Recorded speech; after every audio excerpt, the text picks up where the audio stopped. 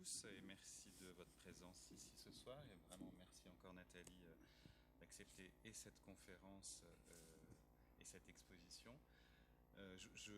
Contrairement à ce qu'a annoncé Jean-Pierre, je ne vais pas faire de présentation de Nathalie pour une raison simple, c'est que je me suis dit que j'allais faire plus ou moins une ébauche d'article Wikipédia et que tout ce que j'allais dire allait être contredit ensuite par ses propos, parce que c'est quelqu'un qui échappe toujours aux définitions qu'on essaye de lui donner. Donc je ne me suis pas lancé dans cette tâche. Et je préfère vous raconter en 2 mots comment s'est passée notre rencontre, qui n'est pas si... La rencontre avec son travail était bien sûr depuis beaucoup plus longtemps, peut-être que j'y reviendrai, mais la rencontre avec elle directement, elle s'est passée dans le cadre d'un voyage d'études qu'on a fait avec les étudiants donc d'appropriation à Milan l'an passé, et un peu au pied levé parce que j'avais les coordonnées de Nathalie et que je ne savais pas si on aurait le temps, etc. Donc très au pied levé, je l'ai appelé, je lui ai dit est-ce que vous accepteriez peut-être de recevoir quelques étudiants de la aide dans votre atelier. Et alors j'ai senti une sorte de réticence et puis elle a dit oui. Et puis aussi quand on est arrivé, on a senti qu'on rentrait dans un espace extrêmement privé. Et dans l'intimité vraiment de son travail. Et puis très vite, l'atmosphère s'est détendue grâce à sa personnalité, aussi à la générosité des échanges. Et c'était très intéressant parce on était aussi bien allé à la Pinacothèque de Brera que visiter l'atelier d'Achille Castiglioni, qui n'était pas forcément non plus dans les cordes, si vous voulez, de notre option appropriation.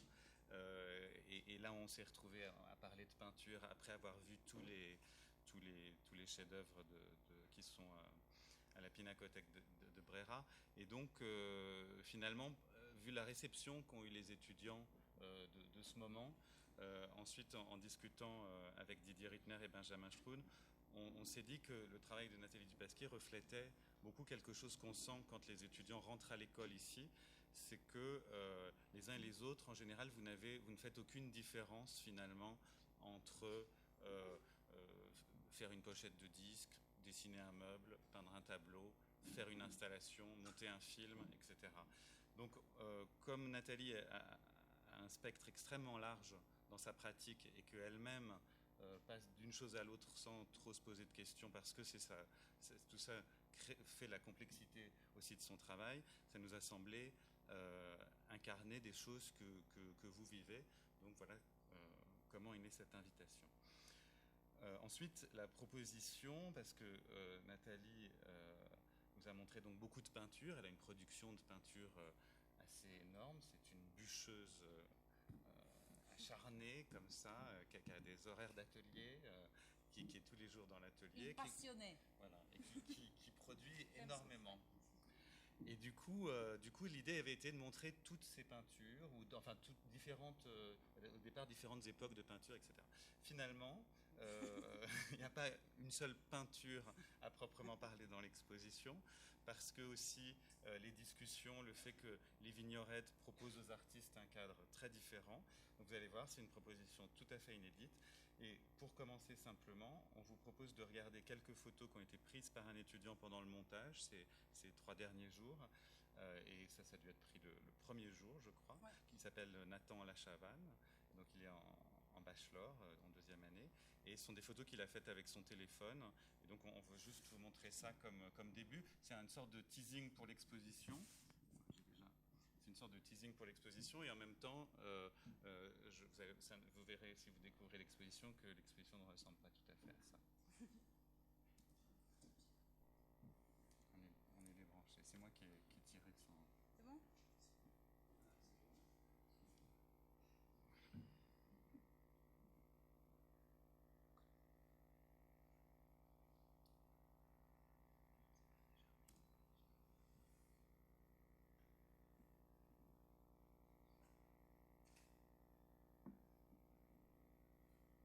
Beau. C'est un peu fixe.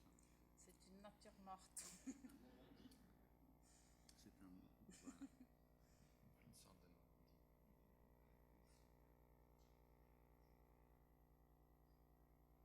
Alors comme vous voyez, les étudiants ont été vraiment mis au travail, ceux qui ont participé à au montage. Comme vous voyez, les étudiants ont été mis au travail et ils ont participé activement vraiment au montage de l'exposition. Sans eux, ça ne serait pas comme ça, évidemment.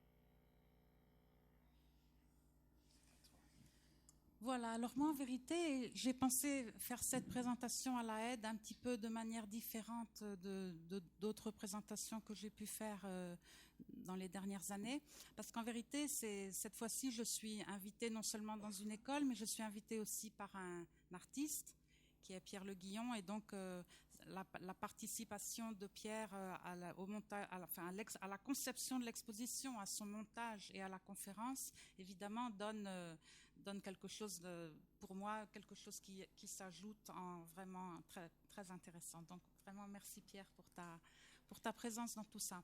Alors cette présentation donc ne va pas être chronologique, mais va être un peu plus par espèce de groupe que j'ai trouvé un peu en regardant mon travail, en regardant beaucoup d'images de mon travail dans les derniers 35 ans. Je me rends compte qu'il y a toute une série de choses qui reviennent au fil des ans. Alors ça, par exemple, c'est une peinture à l'encre sur papier qui date de 2006.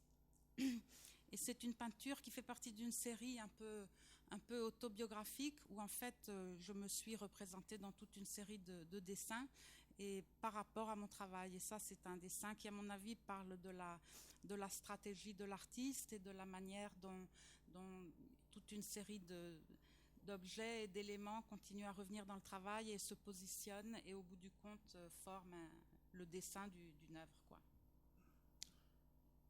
Et je pense que ça, c'est ce qui, vous qui êtes tous des futurs artistes, designers ou autres genres de créateurs, vous vous retrouverez certainement confrontés à ce genre de choses.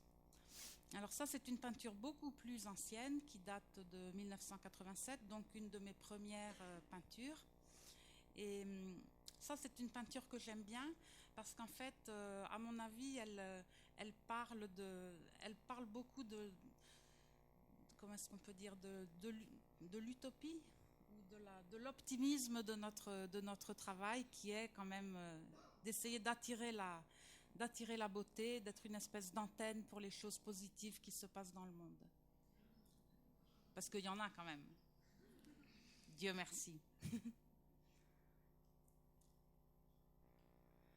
Et ça, c'est la table de travail qui change très régulièrement, le mur à côté de la table de travail et le mur qui est aussi en fait une manière déjà de mettre ensemble des éléments qui après de mettre ensemble des éléments pas toujours qui ont à voir les uns avec les autres. Et ça, c'est aussi quelque chose que j'ai fait souvent dans mes peintures, de mettre ensemble des choses qui n'ont pas forcément à voir les unes avec les autres. Tu peux d'ailleurs juste faire un détour sur la question de l'espace domestique, comme ça. C'est-à-dire que tu nous racontais avec Elisa Langlois que des fois une peinture à côté du frigo. Et j'avais l'impression que dans l'espace d'exposition, le frigo te manquait. certaine manière. C'est-à-dire que c'est vrai que j'ai jamais fait. Je fais rarement des expositions dans des galeries, j'en ai jamais fait dans des musées non plus, et souvent je fais des expositions dans des endroits, par exemple j'ai exposé plusieurs fois à Milan dans une espèce d'usine où il y a tout un tas de choses tout autour desquelles je m'installe d'une manière assez domestique, et donc j'ai l'habitude de voir mon travail dans des endroits qui sont soit mon atelier ou ma maison, soit des endroits qui ne sont pas vraiment des endroits destinés à montrer l'art. Et oui, et donc c'est vrai que ça a été aussi une des difficultés. Hier, à un certain moment, dans le bel espace que vous avez, où vous m'avez invité à exposer mon travail, il y a eu un moment où je me suis sentie, j'ai eu une impression d'austérité dont je me sentais assez loin en vérité. Et puis en fait, on a rajouté des petits trucs et c'est mieux. Je me sens moins intimidée, disons. Voilà, donc ça c'est la table de travail.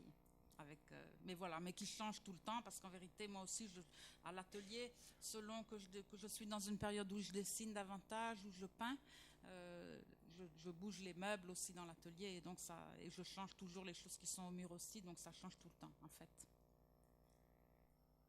Voilà. Et puis autre composante évidemment de ce qui me pousse à faire les choses, ce sont tous les éléments de la biologie, du corps, donc toutes les humeurs qu'on peut avoir, les moments de bien-être ou de mal-être. Et ça, c'est une composante aussi très importante, évidemment, pour nous tous, dans toutes les actions que nous faisons. Voilà. Alors bon, ça, c'est un dessin des années 80, oui, qui parle un peu de ça, en vérité, parce que tous ces dessins des années 80, ils parlent comme ça d'une énergie un peu électrique.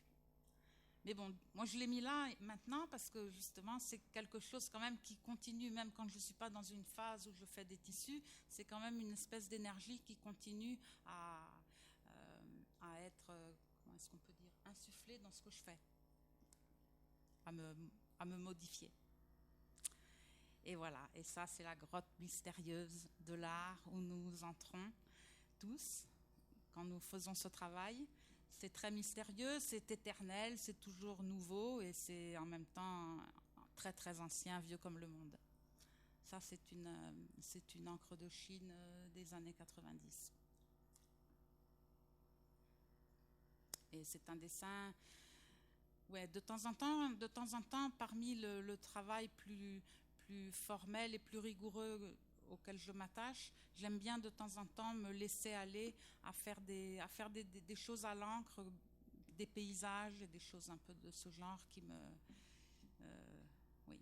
me mettent en contact avec une autre partie de mon cerveau.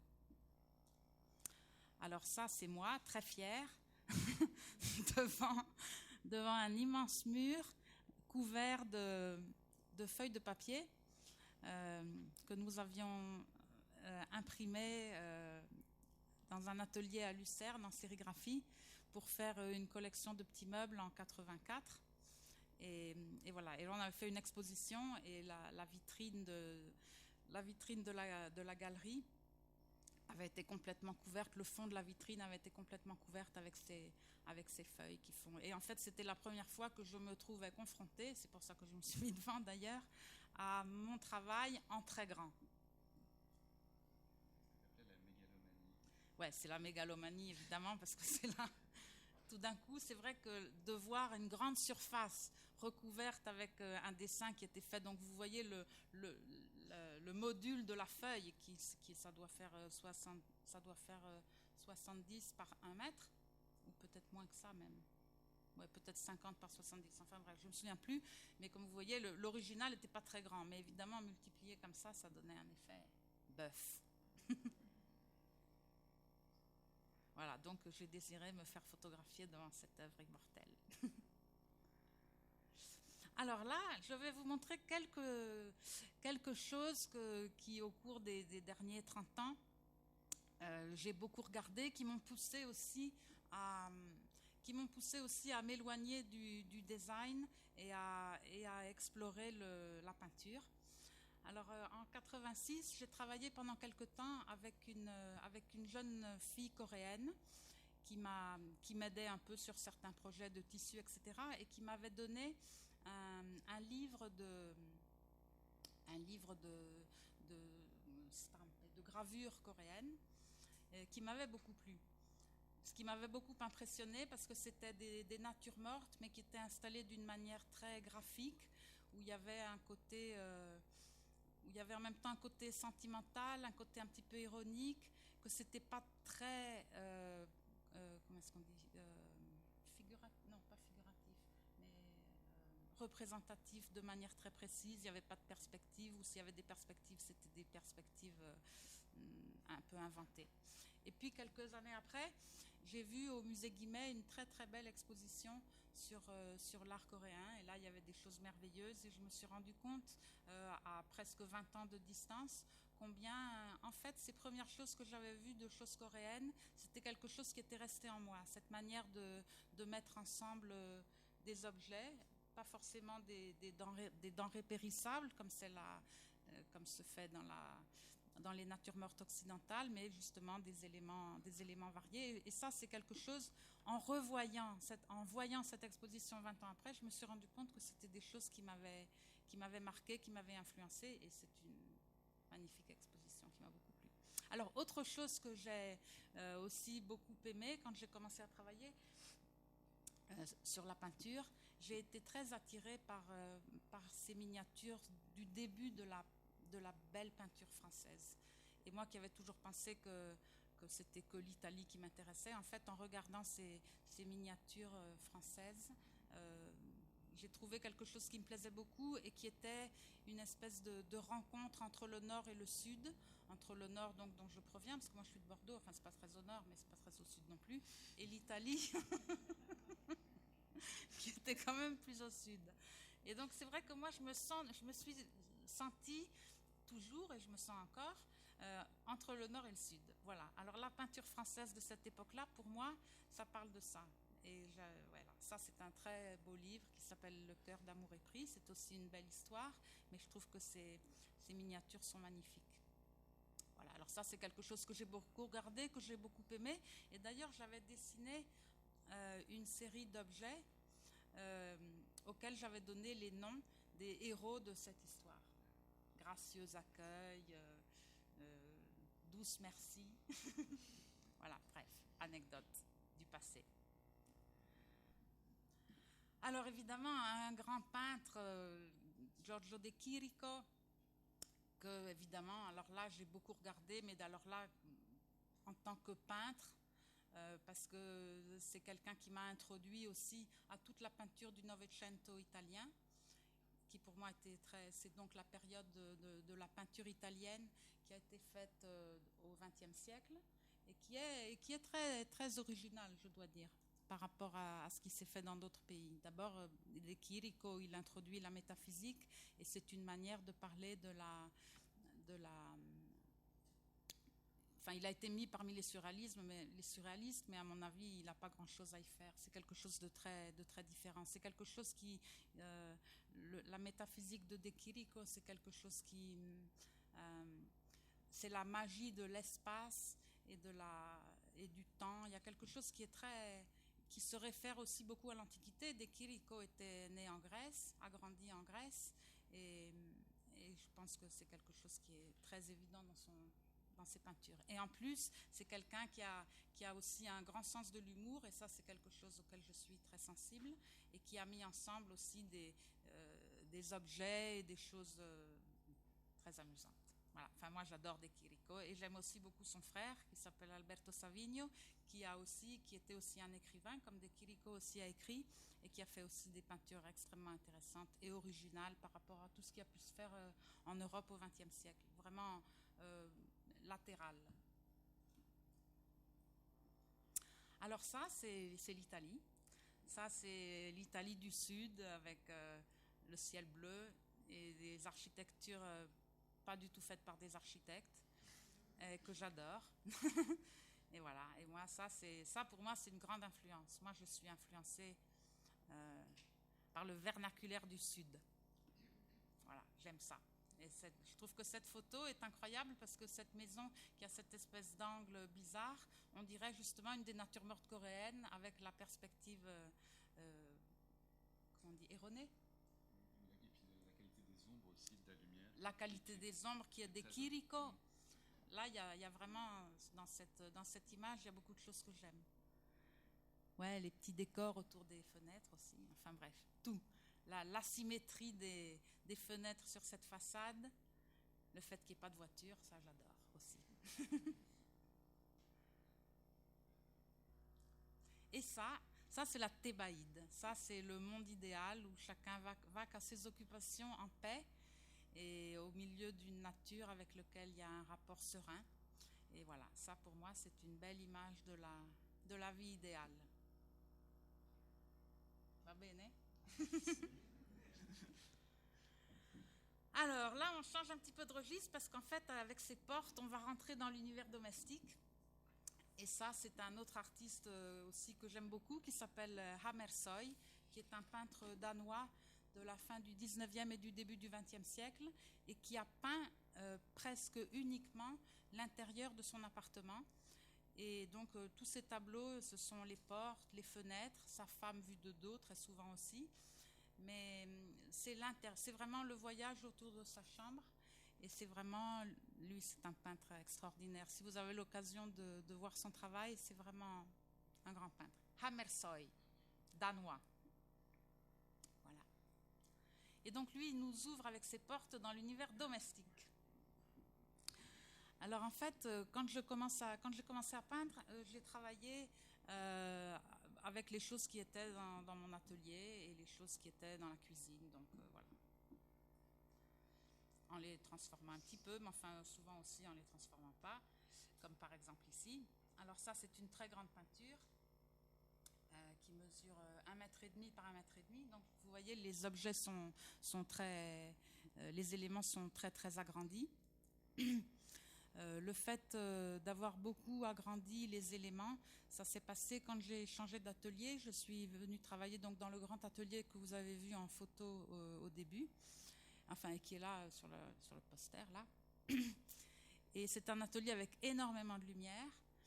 Donc en fait, mon travail a changé à cause de la lumière de cet atelier. Parce que là, j'ai commencé à pouvoir regarder vraiment en détail les choses, à très bien les voir, à avoir beaucoup moins besoin aussi de couleurs fortes. Parce que voilà, quand j'ai peint, il faut quand même que je l'explique un peu, ça m'a beaucoup intéressé de travailler sur les objets et sur la nature morte. Ça a été ça mon thème pendant pratiquement tout le temps jusqu'il y a 2 ans à peu près. Donc voilà, la lumière m'a permis de très très bien voir les choses que je devais peindre. Les faire en grand m'a permis d'analyser les effets de la lumière sur les différents éléments, et ça c'est quelque chose qui m'a beaucoup intéressée en tant que peintre, parce que si je les peignais en petit, j'aurais été poussée à faire des choses dans un style plus impressionniste, alors que les devant faire grand, j'ai été obligée vraiment d'analyser ce que je voyais et de trouver la manière de le reproduire sur la toile. Et ça, c'est quelque chose qui m'a beaucoup intéressée. En plus, faire quelque chose de grand, ça prend plus de temps. Donc ça ajoute du temps au travail, et le temps, ça ajoute du silence au travail, et parce qu'on met plus de temps à faire le travail, bref, voilà, j'aime bien peindre en grand. Plus qu'en petit. Alors ça, c'est une autre peinture de la même époque. C'est donc aussi une grande peinture. Enfin, ça, c'est un petit peu précédent d'ailleurs. Et c'est sur papier, alors que l'autre était sur toile. Et là, ce sont les éléments du monde domestique, un peu qui n'ont pas vraiment grand-chose à voir entre eux. Une brosse à ongles, une tasse, une pince et un petit plateau et une pince à linge. Mais voilà, ce sont des objets, des thèmes de peinture en fait.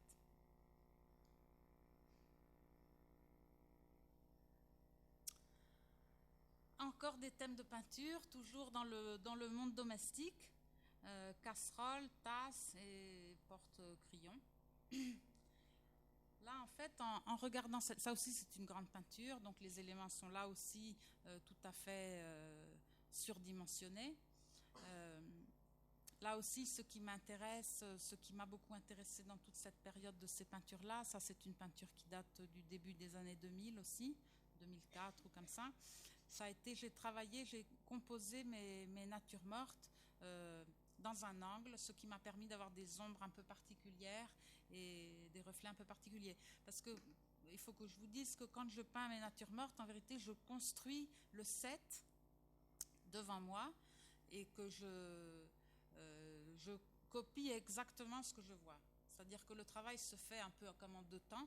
Il y a la partie où j'installe ce que j'ai envie de peindre, j'encadre ce que j'ai envie de peindre, j'ai un carton dans lequel j'ai coupé une petite fenêtre et je le déplace jusqu'à ce que j'ai à peu près le cadrage que je veux pour ma peinture. Et puis je commence à peindre directement sur la toile. Voilà. Alors là, en fait, ça, c'est une peinture qui fait partie. À partir de là, j'ai fait toute une série d'autres peintures avec des choses empilées, parce que ça aussi, c'est un thème qui m'a assez intéressée. Des empilages de choses, ça a un peu à voir avec les. Vous verrez d'ailleurs un peu peut-être avec les choses, certaines des choses qu'on a exposées là à Genève. Et alors au début, tu voulais dire quelque chose? Justement. Voilà, un empilement. Alors au début des années 2000, j'ai été invitée au CRAFT, le Centre régional des arts du feu et de la terre, qui est un endroit qui était géré par un type très sympathique qui s'appelle Nestor Percal, qui avait avant une galerie à Paris et qui avait montré des choses de design au début des années 80. C'est comme ça que je l'avais connu. Et lui, en fait, il est devenu directeur de ce centre à Limoges, qui est un centre qui invite des artistes à travailler avec la porcelaine. Et donc, il m'a invité à faire un projet. Et j'ai donc décidé, comme j'étais en pleine période nature morte d'objets, j'ai donc décidé de faire des natures mortes d'objets en porcelaine. Et donc, je suis allée, le premier jour, je suis allée au supermarché, j'ai acheté des bouteilles, différents objets très, très économiques. Je les ai rapportés au craft. Je les ai dépiotés de leurs étiquettes. Je les ai peints. Et j'ai commencé avec ces choses-là à installer des natures mortes sur des cartons qu'il y avait là, parce que c'était le début de ce nouvel endroit du craft. Ils étaient encore un peu en désordre. Donc il y avait plein de bouts de bois.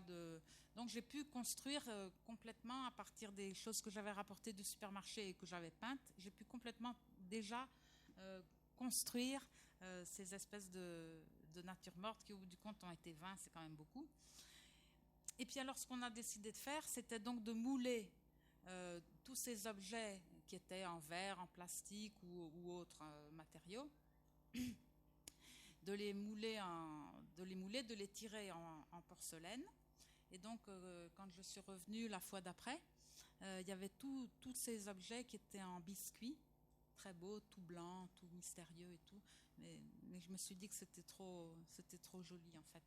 Et donc, j'ai décidé de les colorer avec des émaux de petit feu. Donc, voilà, on a tout monté. Et en fait, on les a montés ensemble d'une manière qui n'est pas vraiment la manière dont on travaille la céramique, puisqu'en vérité, ils sont tous collés. Donc, c'est terrible. Si un céramiste entend ça, il grimpe au rideau. Voilà. Et ils sont tous installés sur des socles en bois.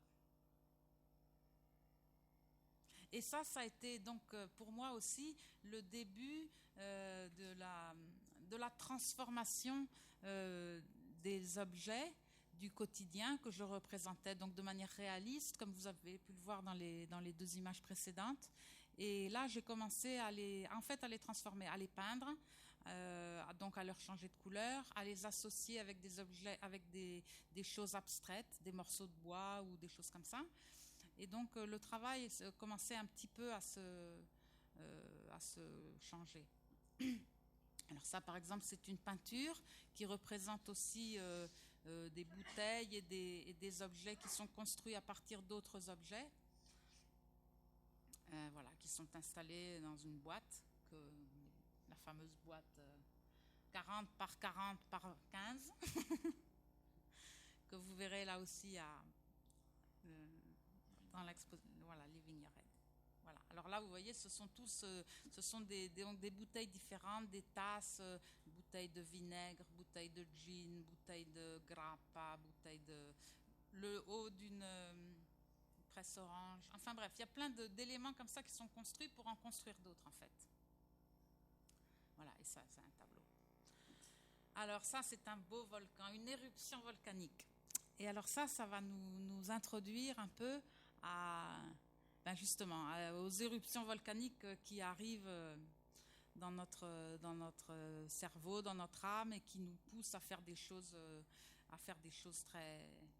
un peu différentes et très agitées. Donc là, je vais vous montrer quelques dessins de surface décorée, qui est donc ce à quoi j'ai travaillé au début, entre 80 et 86, disons, quand j'ai participé à la Memphis. J'ai dessiné énormément de tissus et de surfaces décorées. Alors il y en a quelques-uns qui ont été réalisés, mais la plupart ce sont des dessins qui sont restés sur papier et que je produisais à un rythme accéléré. Et ce sont des petits dessins, ce sont des dessins format A4 en général, faits au feutre, donc des choses qui peuvent se faire. Je me dis que c'est peut-être le moment de faire une page de publicité pour Pourquoi? le livre Don't Take This Drawing Seriously. Qui c'est à dire. Enfin, en tout cas, il est à l'école. Donc, un très gros livre vient de sortir sur tous les dessins de Nathalie des années 80. Et il est ici à l'école. Et tu as pris le parti de ne montrer que des dessins, ouais, et aucun des objets réalisés. Non. Donc, pourquoi ? Parce que ce qui m'intéressait dans ce livre, c'était quand même que les idées étaient toujours des idées, quoi, des bonnes idées. Alors que si j'avais montré les choses, d'ailleurs très peu, parce que j'ai pas eu quand même un énorme succès comme designer, j'ai pas réalisé des tas de choses. C'était des choses qui déjà, d'une certaine manière, étaient finies. Alors qu'un dessin continue à être vivant et continue à ouais, moi j'aime bien les dessins. Et puis en plus dans ce livre, comme on a décidé aussi c'est un livre aussi un peu sur l'utopie, donc il y a tout un tas de choses qui sont totalement irréalisables. Donc ça aurait été même un peu bizarre peut-être de mettre ensemble des choses réalisées et des choses irréalisables. En fait, j'aimais bien que tout reste irréalisé mais possible. Voilà. Donc le livre c'est un peu ça. Et oui, il y a pas mal de dessins comme ça. Et puis il y a des dessins, des applications, de la surface décorée que j'ai fait sur des tas de choses, parce qu'en vérité, ce trip de la surface décorée, je l'ai appliqué à des tissus donc qui ont couvert des meubles. Je l'ai appliqué à des laminés plastiques qui ont aussi couvert des meubles. Et puis, parce que la surface décorée, comme on l'appelait à l'époque, et je n'ai pas été la seule d'ailleurs à travailler sur ça, parce que George Sowden aussi a beaucoup travaillé sur ça et a même été mon initiateur en fait dans toute cette recherche des tissus. C'est lui qui m'a proposé, quand il y a eu les premières réunions Memphis, qui a proposé que je fasse les surfaces pour ses meubles à lui, parce que lui avait déjà pensé qu'il voulait que ses meubles aient des surfaces, et donc il m'a invité à dessiner les surfaces pour ses meubles. Et oui, la surface décorée, c'était un sujet très intéressant, parce que quand on change la surface de quelque chose, on change complètement l'objet. Et sortant des années 70 où tout était un peu éteint et un peu ennuyeux, en vérité, il suffisait de mettre un morceau de tissu différent sur un fauteuil un peu rasoir ou sur un divan un peu rasoir, et ça devenait tout de suite complètement autre chose. Et selon le dessin qu'on mettait dessus, ça donnait quelque chose de très différent, évidemment. Et ça crée très concrètement de l'espace. En fait, moi je me souviens, donc j'avais une amie à Bordeaux, c'est comme ça que j'ai découvert ton travail, qui, quand elle m'invitait à dîner, mettait une nappe dont tu avais dessiné les tissus. Et c'est une maison bourgeoise bordelaise, et ça changeait totalement l'espace. Et donc moi j'ai tout de suite dit, mais qui a fait ça, d'où ça vient, etc. Elle m'a dit, mais c'est Nathalie Dupasquier, etc.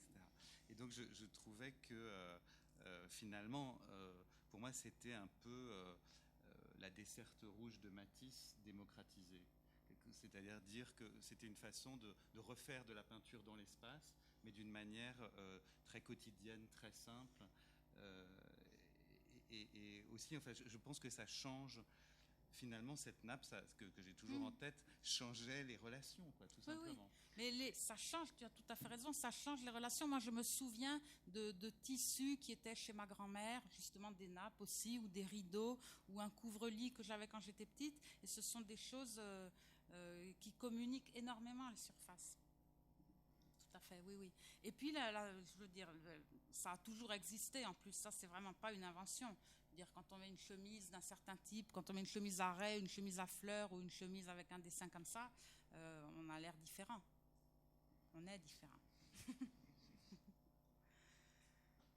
Et puis les tissus, c'est vrai qu'il y a ce qui est passionnant avec les tissus, c'est qu'on entre dans une tradition qui fait vraiment partie de l'humanité. Parce que les tissus, ce sont les choses qui ont voyagé le plus facilement, parce qu'au contraire des céramiques, ça ne se cassait pas. il y avait énormément de décors, par exemple, qui sont arrivés de Chine ou quoi, déjà à l'époque des Romains, avec les tissus, avec les soies que les Romains importaient de cette partie du monde.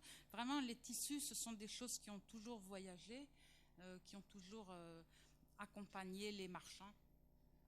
Et qui se sont toujours métissés avec les endroits où ça arrivait. Par exemple, en Suisse, à Neuchâtel, à la moitié du XVIIIe siècle, se sont installées des indienneries, qui étaient donc des fabriques de tissus, de tissus imprimés, qui reprenaient l'idée des tissus qui venaient de Perse, par exemple. Et donc là aussi, tout un tas de décors qui étaient un peu inspirés de ce qui arrivait du Moyen-Orient, et puis avec des choses, par contre, qui étaient aussi des décors totalement locaux. Là, tu ne peux pas faire l'impasse sur tes origines suisses. Alors, mes origines suisses. Oui, mais je parle de ça parce que récemment, j'ai lu un livre qui parlait, entre autres, aussi de quelqu'un de ma famille qui avait une de ces fabriques d'indiennerie à Neuchâtel au début à la moitié du XVIIIe siècle, et qui a duré jusque vers 1870. Et donc ce livre, c'était très intéressant parce que ça racontait justement toutes les vicissitudes aussi de ces fabriques et les vicissitudes du tissu imprimé, qui sont aussi les mêmes choses auxquelles on peut penser maintenant, avec les problèmes de douane, avec les problèmes d'interdit d'exportation ou d'importation, parce qu'en fait, ces gens, le premier qui a ouvert une fabrique d'indiennerie à Neuchâtel, c'était un monsieur Deluse qui venait de la région de l'ouest de la France et qui était protestant. Et Louis XIV, au moment de la révocation de l'édit de Nantes, a essayé de mettre des bâtons dans les roues aux protestants et a interdit à ces gens de travailler comme ils devaient, etc. Donc ce type a émigré en Suisse, et où il a été bien accueilli étant protestant. Et il a fait là sa fabrique, et en fait mon ancêtre a été une des premières personnes qui a été travailler avec lui, après quoi il a ouvert sa propre fabrique aussi, et il y a eu toute une série de fabriques qui se sont ouvertes dans cette région de Suisse, qui après ont été de nouveau dérangées parce que Napoléon a interdit l'importation des tissus étrangers en France et dans tous les pays qu'il surveillait, qui étaient quand même nombreuses, parce qu'il y avait l'Italie aussi. Et donc, certains de ces teinturiers et imprimeurs neuchâtelois se sont déplacés en province. Et l'année dernière, par un pur hasard, j'ai été contactée par une fabrique de tissus provençaux. Et en parlant comme ça avec eux, ils m'ont dit qu'en fait, ils étaient arrivés, eux aussi, leurs ancêtres étaient arrivés en 1802 ou 1803 en province, venant de Neuchâtel, et chassés justement, et désirant travailler pour le marché français et pour l'empire de Napoléon, et donc ils avaient commencé à travailler là-bas. Donc je trouvais que c'était très amusant comment le tissu est vraiment quelque chose. Il y a plein d'histoires extrêmement humaines sur le commerce, sur la créativité, sur tout un tas de choses. Je trouve que c'est vraiment. Mais pour ne pas parler en plus des tissus africains. Les tissus africains qui sont donc faits pour le marché africain, payés par les Hollandais et imprimés à Sumatra ou Java, et qui sont vraiment des produits complètement, c'est vraiment global comme idée du tissu, du commerce, etc. Moi, je trouve ça fascinant. Les tissus, à part la beauté des tissus et le goût que j'ai pour les décors, je trouve que c'est un produit extrêmement intéressant. Voilà, alors ça continue, là, le volcan continue à éructer. Alors ça, par exemple, c'est un petit intérieur des années 80 aussi, ça doit être 84 ou 85. Et là, donc, il y a un petit fauteuil que j'ai dessiné avec une petite étagère. Et en fait, j'ai mis cette photo-là parce que, outre du fait qu'il y a des surfaces décorées que vous voyez ensemble, mais c'est aussi en fait un objet qui est déjà un peu prémonitoire de mes assemblements de choses que j'ai faites bien après. Et en fait, ça, c'est très intéressant parce qu'en fait, en faisant ce livre sur les dessins des années 80, que j'ai fait donc il y a 2 ans, avec un jeune espagnol très sympathique qui avait envie de faire le livre, ça a été tous ces dessins que je n'avais pas du tout regardés pendant très très longtemps. En fait, en les re-regardant, je me suis rendu compte qu'il y avait des tas de choses qui étaient déjà in nuce, dans tout, enfin comment dire, en germe, dans les choses que j'avais dessinées dans ces années-là. Et en particulier, ça, je trouve que c'est pas du tout étonnant de le voir que je l'ai fait. Voilà. Alors encore des surfaces. Et alors voilà, ce qui me plaisait dans toutes ces surfaces que j'ai dessinées dans ces années-là, c'était de donner aussi souvent une impression de mouvement. C'est-à-dire d'avoir une trame fixe et puis des choses qui passaient derrière.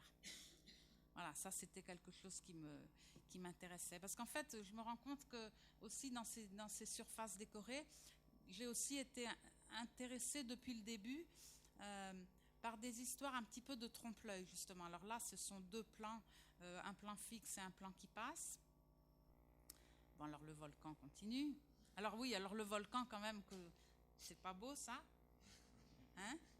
Ça, c'est des aquarelles napolitaines, donc de la fin du 18e, quand le volcan a fait des siennes.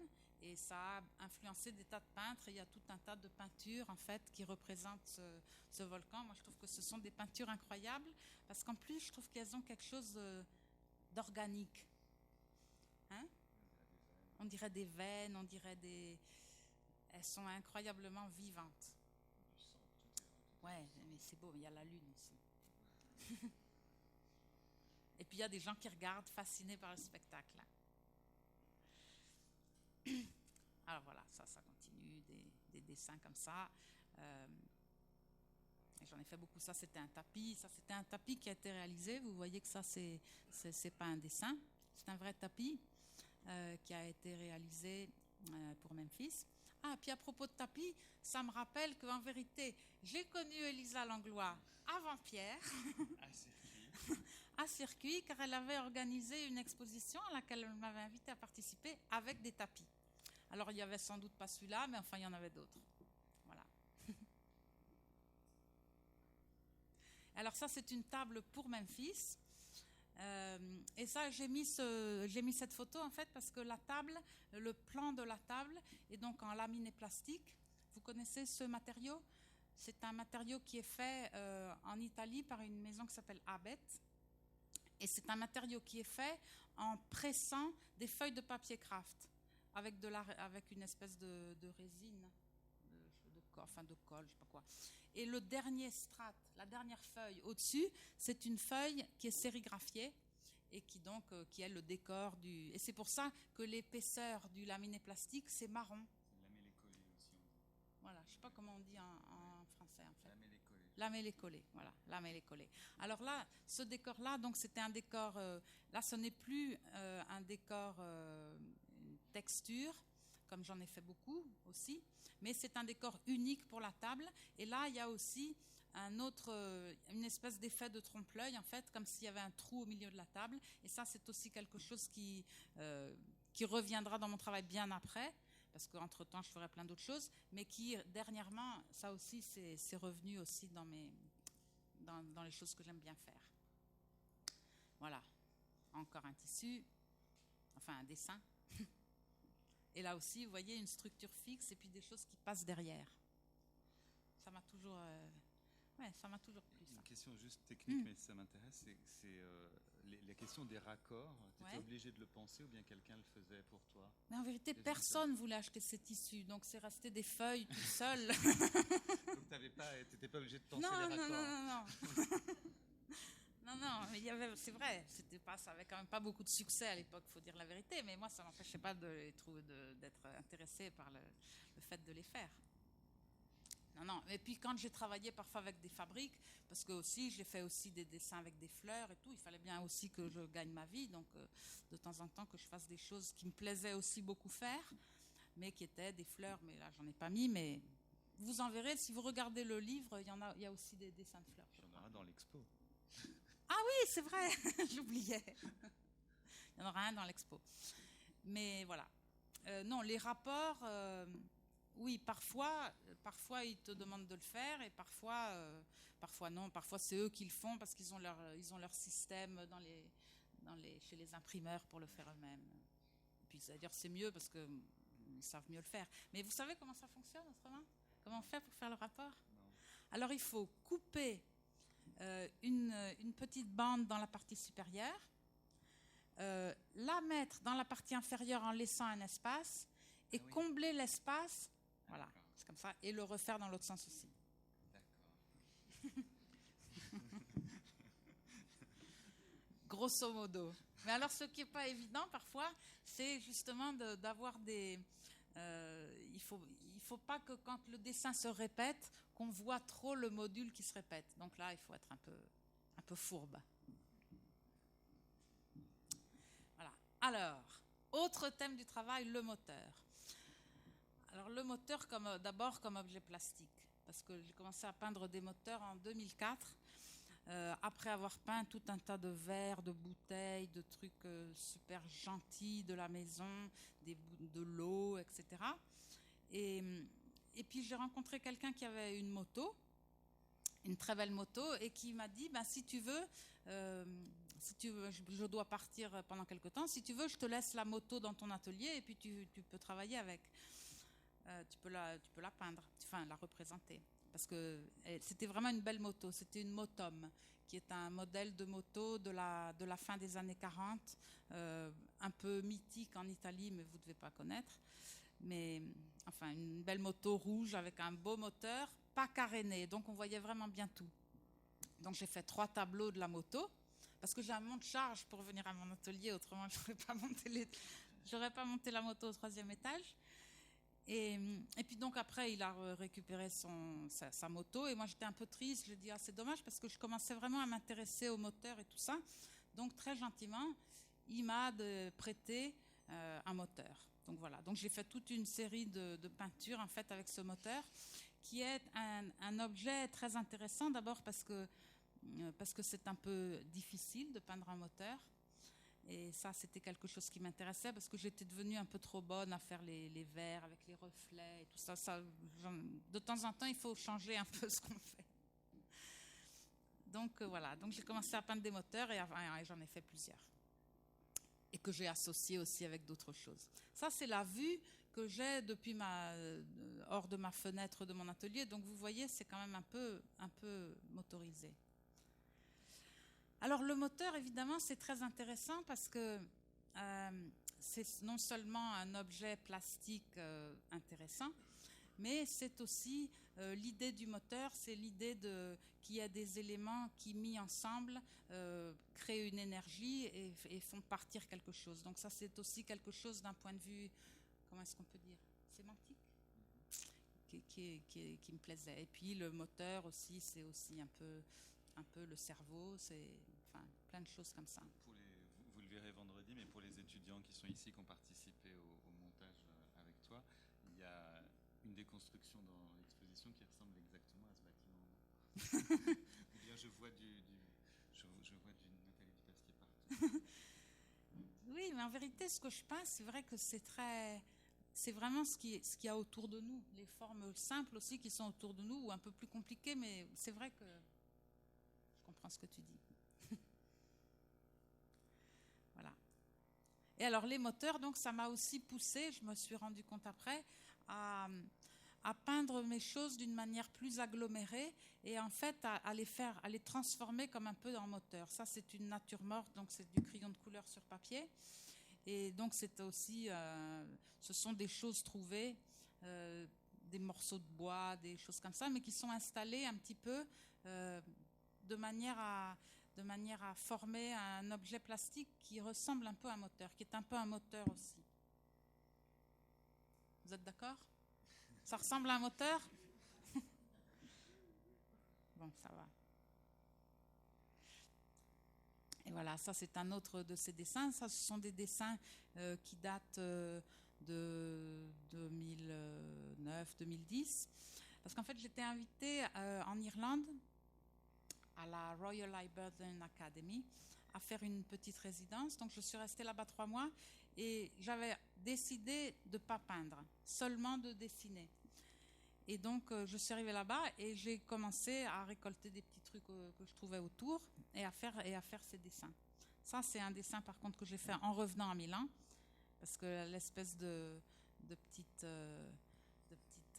Philippe Goston qui est posé en bas, ça en fait c'est la moitié d'une boîte à pilules dessinée par Pierre Charpin et fabriquée au Craft en porcelaine. Voilà, je vous donne les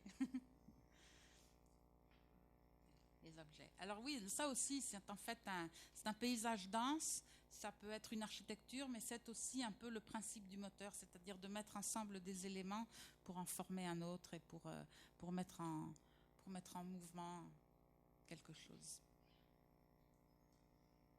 Là aussi, alors là, ça va rappeler à ceux qui ont monté l'expo, ça va leur rappeler ce qu'ils ont vu, qu'on a sorti du camion. C'est-à-dire tous les éléments qui ont servi là à faire quelque chose. Voilà. Peut-être qu'il faut préciser que tu peins d'abord il y a des éléments qui sont peints, puis il y a des bouteilles qui sont peintes dans la réalité, et puis qui sont repeintes à l'intérieur du tableau. Donc voilà. Il y a tout un processus assez compliqué, mais qui est aussi assez proche de celui que Morandi utilisait. Parce que Morandi peignait aussi certains objets avant de les peindre dans la peinture. Aussi, il avait des fleurs en papier. Mais moi, je suis beaucoup moins patiente que Morandi. Moi, il faut tout le temps que je change un truc. Mais Morandi, c'est un peintre, évidemment, merveilleux. Je crois qu'il n'y a pas de doute là-dessus. Ouais, donc ça, c'est une petite peinture qui représente donc des objets qui étaient, on peut dire, des pièces détachées d'un moteur, mais qui sont juste posées là, comme ça. Et ça, c'est une peinture en noir et blanc. Parce que ça, c'est un exercice aussi que j'ai fait parfois, qui est intéressant, qui est de peindre des scènes en couleur, de les peindre en noir et blanc. C'est une manière de penser qui est assez amusante et j'ai poussé même le vice encore plus loin, c'est-à-dire que je regardais une scène et je la peignais en négatif noir et blanc. Alors ça, c'est incroyablement amusant. Je vous conseille d'essayer, c'est vraiment super parce que ça oblige le cerveau à se mettre complètement dans une autre position. Et ça, c'est très, très amusant à faire. Tu le sens quand ton cerveau se met dans cette position? Quand tu le dis, on a l'impression que tu le sens. Mais un peu, parce que c'est vrai, c'est très bizarre comme truc. Seulement après, il y a quelqu'un qui avait un programme sur son ordinateur qui m'a dit, je te les mets on va voir si c'est bien fait. Et puis en vérité, c'était plein d'erreurs. C'était pas parfaitement négatif. Mais bon, bref. Voilà, alors ça c'est encore un autre type de moteur, ce sont les cabines. Alors ça ce sont des choses que j'ai commencé à faire de cette manière-là en 2005. Et ça c'est une espèce de grande boîte dans laquelle on peut entrer et qu'on peut aménager selon ce qu'on veut faire. Et en fait moi j'ai fait construire cette grosse boîte en 2000. À l'occasion d'une exposition que j'ai faite où je l'avais aménagée comme une espèce de petit salon pour regarder des peintures. Donc il y avait une étagère sur le fond avec une peinture, il y avait quelques objets sur d'autres petites étagères, il y avait un tapis par terre et la boîte était juste en bois comme ça, il n'y avait rien du tout dessus. Et puis en fait, cette espèce d'armoire qui est démontable est restée dans mon atelier inutilisée pendant quelques temps. Et puis quand j'ai eu l'occasion de faire l'exposition dans cette espèce d'usine d'imprimerie, je me suis dit que ça aurait été un très bon objet d'exposition en fait. Donc je l'ai remonté, je l'ai complètement peinte et je l'ai complètement transformée. L'intérieur, c'est devenu une espèce de Merzbau, c'est-à-dire qu'il y avait toutes ces formes qui sortaient des murs, enfin, c'était une drôle de complètement abstrait l'intérieur, et puis sur l'extérieur c'était par contre beaucoup plus coloré, il y avait des tableaux, et il y avait des constructions qui étaient installées dessus. Et ça a été, j'en ai fait plusieurs, en fait j'en ai fait à environ une quinzaine, enfin c'est-à-dire parce qu'à chaque fois que la chose est présentée, elle a sa vie, etc. Après on la démonte, et puis en fait cette boîte, je l'ai recyclée énormément de fois, et dans des formes très différentes. Mais bon, ça, disons que c'était la première de ces formes où elle était utilisée comme objet d'exposition et un peu comme moteur aussi.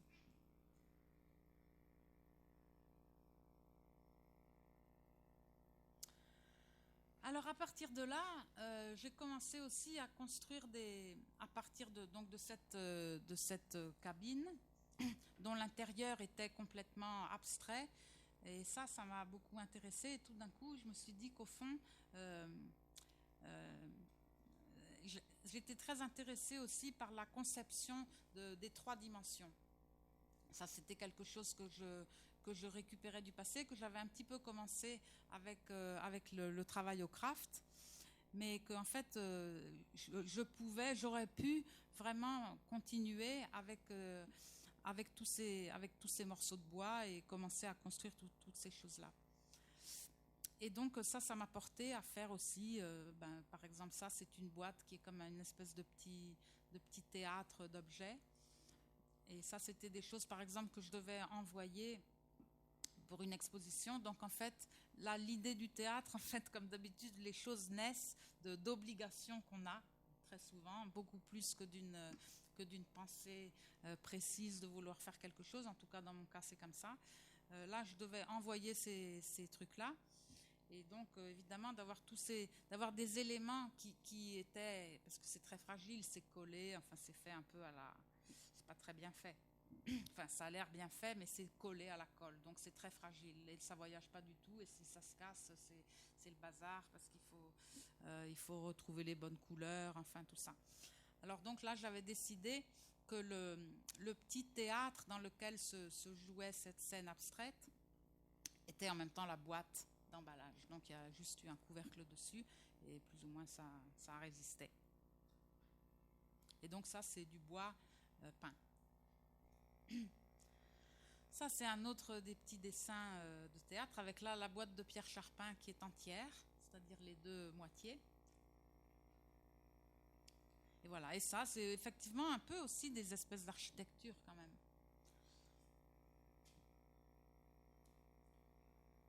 Et toujours posé sur des socles. Et ça aussi, c'est quelque chose, en fait, je m'en suis rendu compte aussi en regardant les dessins des années 80 après longtemps. Je me suis rendu compte qu'il y avait des tas de choses que je faisais qui étaient posées sur des socles, qui étaient dans des petits territoires, Et ça, c'est quelque chose qui m'a toujours aussi intéressé. Les bases, et les choses installées sur les bases. Comme un petit jardin à l'intérieur duquel s'installent les objets. Et qui est déjà une idée du tableau aussi, même si c'est dans l'autre sens que le tableau.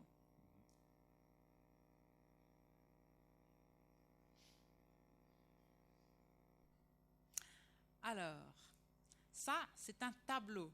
Ça n'est pas la photo d'un objet. Alors ça, ce sont les choses que j'ai faites donc à partir de grosso modo entre 2010 et 2013. J'ai fait toute une série de constructions que j'ai représentées comme ça tout simplement. Et donc là, ce sont des tableaux qui ont l'air d'être des tableaux abstraits et qui en vérité sont des tableaux absolument figuratifs qui représentent précisément des constructions qui sont faites et qui sont peintes, etc. Et vous voyez que c'est quand même parce que là aussi vous le voyez peint dans un angle, donc vous voyez les ombres et voilà les petits reflets et tout ça. Donc de là on peut se rendre compte que c'est la représentation d'un objet. Mais Mais enfin, c'est quand même, quand on les voit, c'est pas tout de suite évident que c'est un objet, parce que c'est un objet qu'on ne reconnaît pas en tout cas. Alors ça, c'est une peinture qui fait 1 mètre par 1 mètre. Donc là aussi, les objets sont beaucoup plus grands que nature.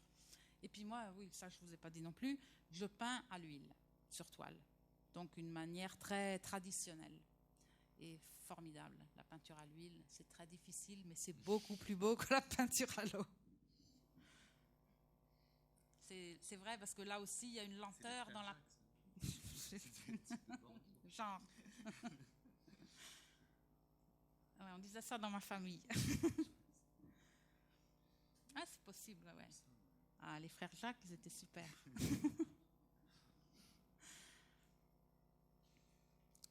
Voilà.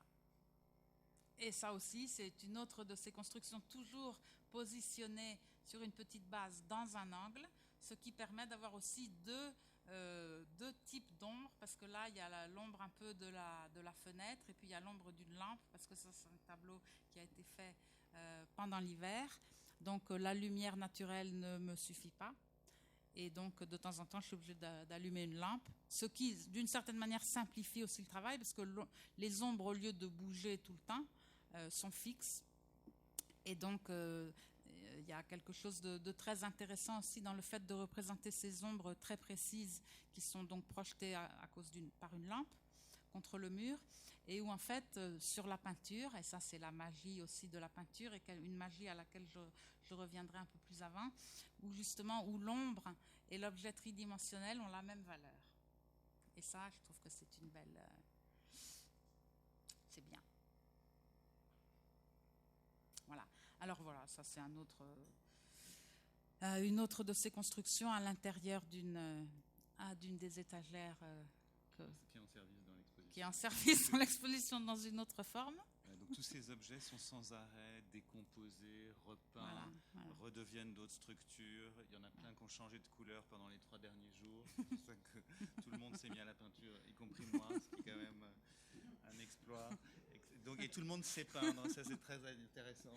Ah oui, c'est peinture en mer égale propreté. Quand un truc est sale, on le repeint. Mais il y a soit la peinture à l'huile, il y a les deux extrêmes. Ouais. La peinture à l'huile et la peinture en bâtiment. La peinture à l'huile, c'est pour la représentation. Pour la construction, on utilise des lacs à l'eau qui sèchent vite et qui sont opaques, mat. Voilà. Et ça, c'est vrai que c'est très bien. Ça donne une belle... Surtout les marques qu'on trouve en Suisse. Parce que je ne sais pas si vous avez vu, mais tout à l'heure, dans les photos de Nathan, il y avait des pots de peinture italiens. Alors ça, je ne vous conseille vraiment pas de l'acheter, c'est très mauvais. Alors que la peinture qu'on a achetée chez le marchand de couleurs à côté, et c'était vraiment... Ça couvrait bien, c'était super. Voilà. Un peu de pub pour la Suisse. Alors là, ça continue à bouger, n'est-ce pas ? Il faut toujours que ça change. Je pense qu'à un certain moment, j'en ai eu un petit peu marre d'avoir tous ces trucs complètement immobiles là et de les peindre. J'avais envie un peu de changer. J'ai eu en plus une déception avec une exposition que j'ai faite qui s'est mal passée. Et j'ai décidé qu'au lieu de construire des trucs et de les représenter, j'allais directement les construire sur la toile. Alors ça, c'est une toile qui date donc de 2013, quand j'ai commencé à changer un peu mon fusil d'épaule. Et donc, j'ai fait toute une série d'espèces de météorites. Comme ça, c'est une toile blanche d'1 mètre par 1 mètre. Donc, le fond est blanc et il y a cette espèce de construction impossible qui flotte au milieu. Voilà. Et ça a été très bizarrement une espèce de découverte pour moi, alors que quand même, quand j'avais travaillé comme designer, je dessinais des choses qui n'existaient pas. Mais je m'étais tellement mise dans la peau du peintre qui représentait que j'avais oublié un peu cette possibilité que j'avais aussi d'inventer des trucs directement dans les 2 dimensions. Donc ça, c'était... Voilà. Et ça a donné donc lieu à toute une série que j'ai faite l'année dernière, qui sont une série de couples, et où sont mis ensemble un objet tridimensionnel, en général monochrome, et un faux objet, qui est peint sur papier et découpé. Et je les mets ensemble. Et donc là aussi, ce que je vous disais tout à l'heure de l'ombre et de l'objet tridimensionnel qui dans la peinture avait la même valeur, en vérité, là aussi, quand on les regarde, on est un peu étonné parce qu'on ne comprend plus très bien à un certain moment lequel est l'objet représenté, et puis on se rend bien compte qu'il y en a un qui est impossible, donc ça ne peut pas être lui. Enfin, on a un moment quand même d'étonnement. Et voilà, donc ça, j'ai fait une série de couples comme ça entre un objet tridimensionnel et un objet plat. Ce qui m'a porté à faire des choses en fait de plus en plus simples, à oublier le problème de la représentation complètement et à faire vivre tranquillement ensemble des dessins et des objets qui en fait, on retourne un peu à des choses très très simples du début. Alors ça c'est un objet, ça c'est un dessin, mais en vérité ils peuvent tout à fait habiter le même univers. Il n'y a plus de problème de quoi et quoi, en fait. Voilà, c'est un peu comme quand je dessinais des tissus et des meubles. Et donc, je suis arrivée donc, dans un nouveau territoire grâce à mon petit avion. Alors ça, je vous disais que de temps en temps, j'ai envie de recommencer à faire des paysages et tout. Alors ça, c'est toute une série de peintures à l'encre sur papier aussi, parce qu'en fait, l'encre sur papier, c'est un matériau formidable parce que ça permet de travailler très vite et ça permet aussi le pinceau, on comprend les Chinois là, enfin les Orientaux. Parce qu'en fait, il y a une vibration de la pensée et à travers le pinceau sur le papier qui est quand même particulière. Et on fait des choses qu'on ne ferait pas à l'huile. Je n'aurais pas fait ça à l'huile. Ça fait 1,5 m de hauteur, donc vous voyez, c'est très long, c'est une très grande bande de papier. Et c'est très amusant. Voilà, enfin tout ça pour vous dire, j'ai mis ça un peu comme ça pour vous montrer ça, mais aussi pour vous dire que là, je suis quand même arrivée, j'ai atterri dans un autre univers où les choses sont beaucoup plus simples, c'est-à-dire que je ne vais plus me mettre à construire des trucs pour les représenter, mais je vais construire des trucs d'un côté et faire des beaux dessins de l'autre côté. C'est tout, voilà, des peintures comme ça, comme celle-là par exemple. Ça, ce sont des peintures que j'ai faites très très récemment, quand je préparais un peu les pièces que j'ai portées ici à Genève. Mon atelier, donc pendant 2 mois, a été rempli de toutes ces espèces de constructions que vous verrez plus ou moins à Genève, même si à Genève, en fait, on les a installés un peu différemment, mais enfin, disons, tous ces éléments monochromes qui étaient tous autour de moi. Et en fait, ça m'a poussé à faire des tableaux polychromes et assez différents pour moi, très différents même de ce que je peins d'habitude, de ce que j'ai peint pendant toutes ces dernières années. Et en fait, j'ai l'impression un petit peu que ces choses-là m'ont fait un petit peu retourner aussi vers des choses plus du passé. Plus du passé, mais dans un sens nouveau, évidemment. Je ne suis pas nostalgique du tout. Mais enfin, voilà, quand vous voyez ça, ça aussi, donc ce sont des constructions. Alors là, ce sont des couleurs beaucoup plus claires, évidemment, sur le mur de l'atelier. Oui, parce que les constructions, c'est pas toujours des trucs énormes, comme vous allez voir là. Il y en a beaucoup, ce sont des petites choses. Ce sont comme des objets, comme des objets à mettre au mur, exactement comme les pièces découpées, qui sont aussi des objets à mettre au mur, mais qui sont plus faciles à mettre dans une valise. Voilà, et ça, donc voilà, alors là, c'était pour vous montrer les choses, par exemple, ça, c'est un meuble que j'ai dessiné pour la Memphis en 85 ou 86, et là, évidemment, vous voyez quand même qu'il y a des tas de choses qui sont encore là. Il n'y a aucun doute là-dessus. On ne change pas totalement, même si on essaye. Et voilà, et ça, c'est un autre tissu aussi des années 80.